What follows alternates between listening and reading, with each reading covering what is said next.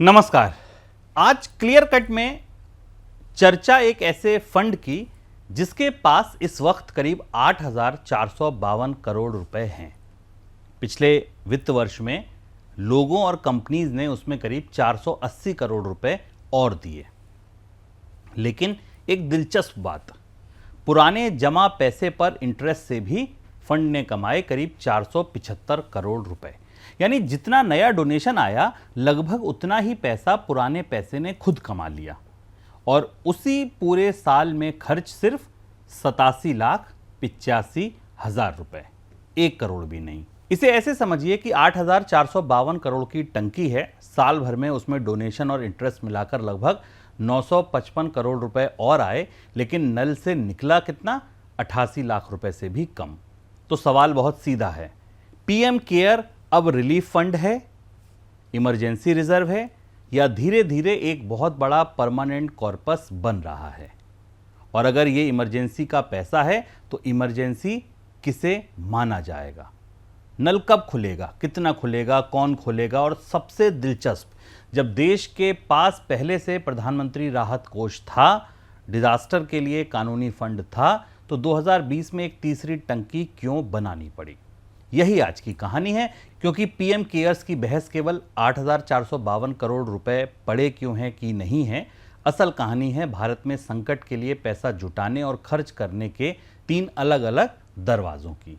एक बना 1948 में, दूसरा 2005 में और तीसरा कोविड के बीच 2020 में। तीनों संकट के लिए, लेकिन तीनों में पैसा आता अलग रास्ते से है। हिसाब अलग है, ऑडिट अलग है और चाबी भी अलग है। नमस्कार, मैं हूं शुभम शंकधर, आप देख रहे हैं क्लियर कट। लेकिन पहले एक गलती नहीं करनी है। 8,452 करोड़ रुपए देखकर और 88 लाख का खर्च देखकर यह मत समझिए कि पीएम केयर्स ने पैसा कभी खर्च ही नहीं किया। जब कोविड की आग सबसे तेज थी, नल भी तेज खुला था। 2020-21 में फंड ने खर्च किए करीब 3,976 करोड़ रुपए, 21-22 में करीब 3,716 करोड़ रुपए, यानी शुरुआती 2 साल में लगभग 7,700 करोड़ रुपए खर्च किए गए। वेंटिलेटर्स, माइग्रेंट वर्कर्स की सहायता, कोविड की vaccine, oxygen plant, hospital, testing infrastructure, दूसरी पैंडेमिक ज़रूरतें। फिर कोविड पीछे गया और खर्च तेजी से नीचे आया। 2022-23 में करीब 438 करोड़ रुपए खर्च हुए, 23-24 में करीब 15.6 करोड़ रुपए, 24-25 में सिर्फ 87,85,000 रुपए। यानी समस्या ये नहीं कि टंकी का नल कभी खुला ही नहीं, असली सवाल यह है कि अब लगभग बंद क्यों है। और सरकार के पक्ष का जवाब कमजोर नहीं। इमरजेंसी फंड का काम हर साल पूरा पैसा खर्च कर देना नहीं होता। आप अपने घर में इमरजेंसी फंड रखते हैं, साल खत्म हुआ, कोई इमरजेंसी नहीं आई, तो 31 मार्च को ये नहीं कहते चलो टीवी खरीद लेते हैं, पैसा रहने देते हैं। क्योंकि संकट कैलेंडर देखकर नहीं आता, कोविड ने तारीख पूछकर दरवाजा नहीं खटखटाया था। अगली पैंडेमिक कब, बड़ा अर्थक्वेक कब, नेचुरल डिजास्टर कब, पब्लिक हेल्थ क्राइसिस कब, कुछ नहीं पता। और पीएम केयर के ऑब्जेक्टिव्स भी केवल कोविड तक सीमित नहीं थे। उसका आधिकारिक उद्देश्य पब्लिक हेल्थ इमरजेंसी से लेकर नेचुरल या man made calamity, health care infrastructure, research और प्रभावित लोगों की सहायता तक जाता है। टंकी भरी रहना अपने आप गलत नहीं, कई बार टंकी का भरा होना ही उसका काम है। लेकिन यहीं दूसरा सवाल पैदा होता है, अगर 8,452 करोड़ रुपए अगली इमरजेंसी के लिए रिजर्व है, तो इमरजेंसी की घंटी बजाएगा कौन? किस लेवल का संकट होगा जब यह पैसा निकाला जाएगा? कितना निकाला जाएगा? किस स्टेट के लिए निकाला जाएगा? किस प्रोजेक्ट के लिए निकाला जाएगा? और क्या इसके लिए कोई पब्लिक फॉर्मूला है? पीएम केयर की वेबसाइट कहती है डिसबर्सल के नियम और क्राइटेरिया तय करने की शक्ति ट्रस्टीज के पास है। यानी टंकी है, पानी है, नल है, लेकिन नल खोलने का फैसला ट्रस्टी का है। अब 1948 में चलते हैं। देश आजाद हुआ था, लेकिन पार्टीशन ने लाखों लोगों को उजाड़ दिया। पाकिस्तान से आए डिस्प्लेस्ड पर्सन्स की मदद के लिए जनवरी 1948 में बनाया गया prime minister's national relief fund, PMNRF। समय के साथ इसका काम बढ़ा, फ्लड आए, साइक्लोन, अर्थक्वेक, कोई major accident, medical treatment, cancer, heart surgery, kidney के ट्रांसप्लांट। यानी भारत के पास प्रधानमंत्री से जुड़ा रिलीफ फंड 2020 से नहीं बल्कि 1948 से था और वह आज भी चल रहा है। 2024-25 में पीएमएनआरएफ ने खर्च किए करीब 282 करोड़ रुपए। उसके पास साल के अंत में बैलेंस था करीब करीब 6,852 करोड़ रुपए। अब इसे पीएम केयर के साथ रखिए। पीएमएनआरएफ 6,852 करोड़, पीएम केयर्स 8,452 करोड़, दोनों मिलाकर करीब 15,000 करोड़ रुपए से ज्यादा। दोनों में वॉलेंटरी कॉन्ट्रीब्यूशंस, दोनों प्रधानमंत्री से जुड़े, दोनों संकट में सहायता कर सकते हैं। तो फिर पीएम केयर्स क्यों? जवाब 2020 में है। कोविड कोई सामान्य नेचुरल डिजास्टर नहीं था, हेल्थ इमरजेंसी भी था, इकोनॉमिक शॉक भी था, माइग्रेशन क्राइसिस थी, मेडिकल इंफ्रास्ट्रक्चर क्राइसिस थी और ग्लोबल इमरजेंसी थी। 27 मार्च 2020 को पीएम केयर्स बनाया गया। पूरा नाम prime minister citizen assistance and relief in emergency situation fund. Official position थी ऐसी बड़ी इमरजेंसी के लिए डेडिकेटेड फंड चाहिए जिसका स्कोप केवल तत्काल रिलीफ तक ना हो, हेल्थ केयर इंफ्रास्ट्रक्चर बनाना, pharmaceuticals facilities, research, financial assistance, emergency response सब इसमें आ सकता है। और पीएम केयर्स की एक खासियत ने पैसा जुटाने की उसकी ताकत बढ़ा दी। कंपनी इसमें पैसा दे तो सीएसआर का खर्चा माना जा सकता है। इनकम टैक्स में एटीजी बेनिफिट, फॉरेन कंट्रीब्यूशन लेने की सुविधा। यानी सरकार ने केवल नया डोनेशन बॉक्स नहीं बनाया, उस बॉक्स तक आने के रास्ते भी चौड़े कर दिए और 2020 में लोगों और कंपनियों ने उसे तेजी से भर दिया। अब तीसरी व्यवस्था एनडीआरएफ। नाम थोड़ा कंफ्यूजन करता है। एनडीआरएफ सुनते ही कई लोग नेशनल डिजास्टर रिस्पांस फोर्स समझते हैं, लेकिन यहां बात नेशनल डिजास्टर रिस्पांस फंड की है।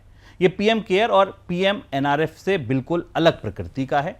डिजास्टर मैनेजमेंट एक्ट 2005 की सेक्शन 46 से बना है। बड़े डिजास्टर में जब स्टेट डिजास्टर रिस्पांस फंड पर्याप्त ना हो तो एनडीआरएफ से अतिरिक्त सहायता आती है। इसका पैसा सेंट्रल गवर्नमेंट देती है। यानी ये डोनेशन बॉक्स नहीं, कानून और सरकारी बजट से जुड़ी व्यवस्था है। बहुत सरल भाषा में एनडीआरएफ सरकार की फायर ब्रिगेड है, पीएमएनआरएफ पुरानी रिलीफ गुल्लक है, पीएम केयर्स नई इमरजेंसी टंकी है। तीनों आग में पानी दे सकते हैं, लेकिन तीनों की पाइपलाइन अलग है और यहीं ट्रांसपेरेंसी की कहानी शुरू होती है। पीएम केयर्स का चेयरमैन कौन? प्रधानमंत्री, x office trustee, defence minister, home minister, finance minister, head office, PMO. Administration के लिए पीएमओ ऑफिस मदद करते हैं, लेकिन फंड को गवर्नमेंट बजट से पैसा नहीं मिलता।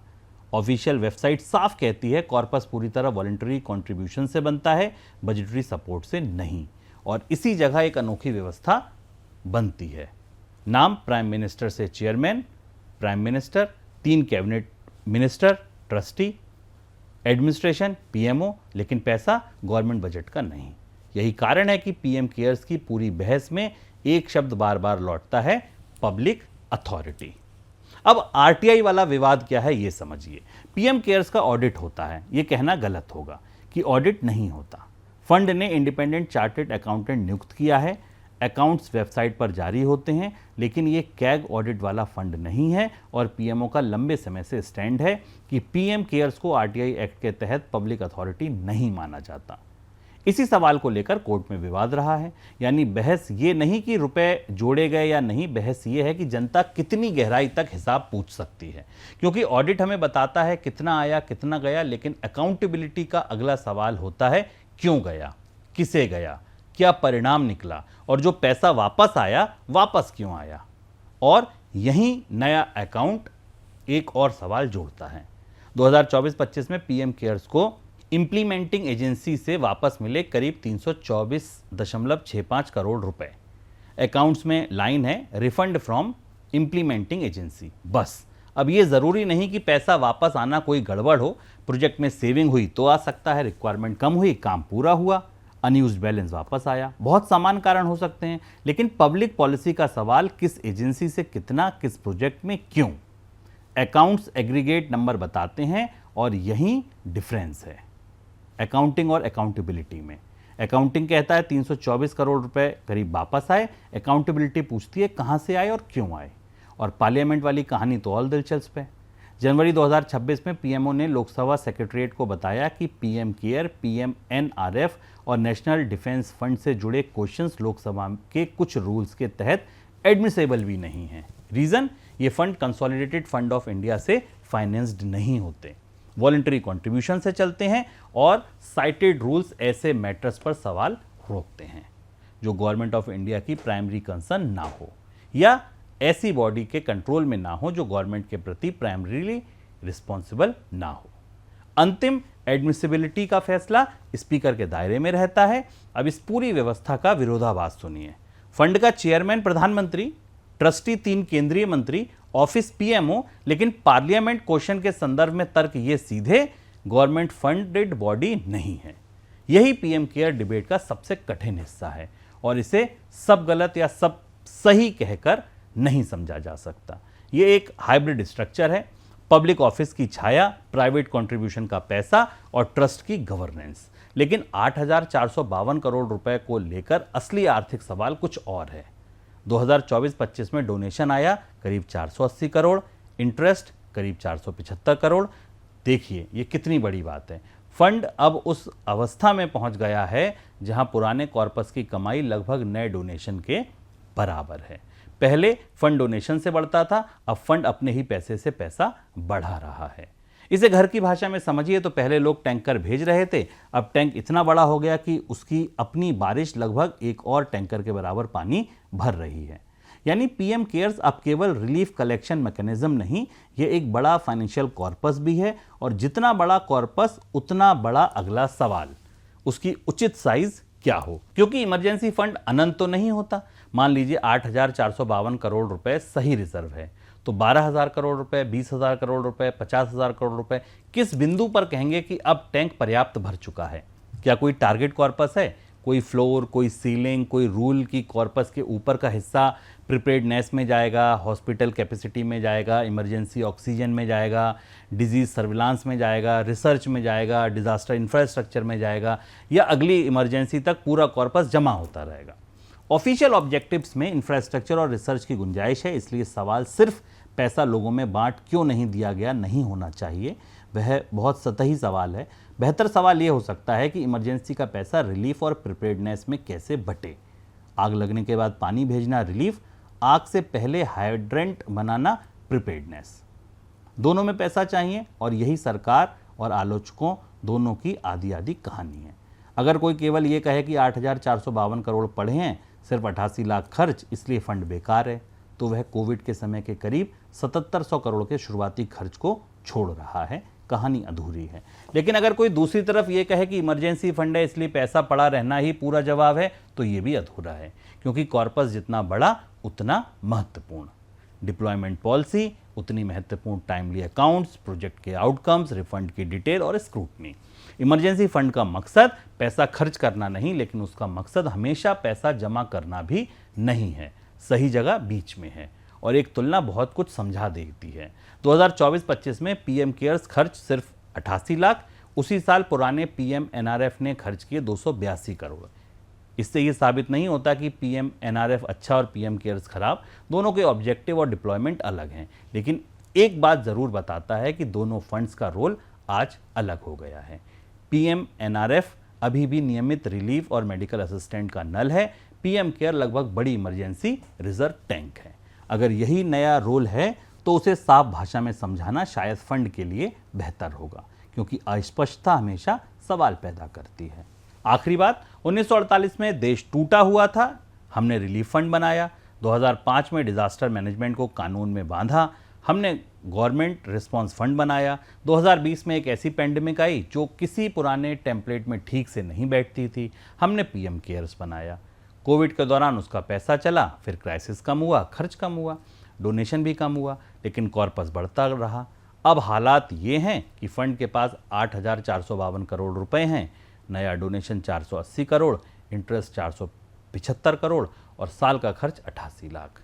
तो पीएम केयर्स की अगली चुनौती फंड रेजिंग नहीं है, वह दौर गुजर चुका। अब चुनौती है फंड को उद्देश्य जितना स्पष्ट था, डिप्लॉयमेंट भी उतना ही स्पष्ट हो, क्योंकि राहत की टंकी में दो तरह की विफलता हो सकती है। पहली, आग लगे और टैंक खाली हो, और दूसरी टैंक लबालब हो लेकिन किसी को ये ना मालूम कि नल खुलेगा कब।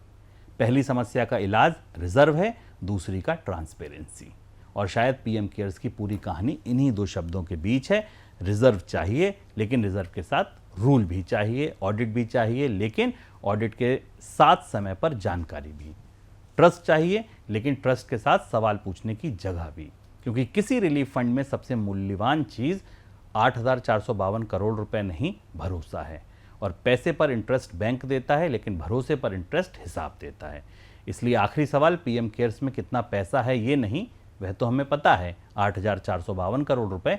असली सवाल है इस पानी का नक्शा क्या है, किस इमरजेंसी में कितना नल खुलेगा, और उस नल की चाबी का हिसाब जनता कितनी आसानी से देख पाएगी।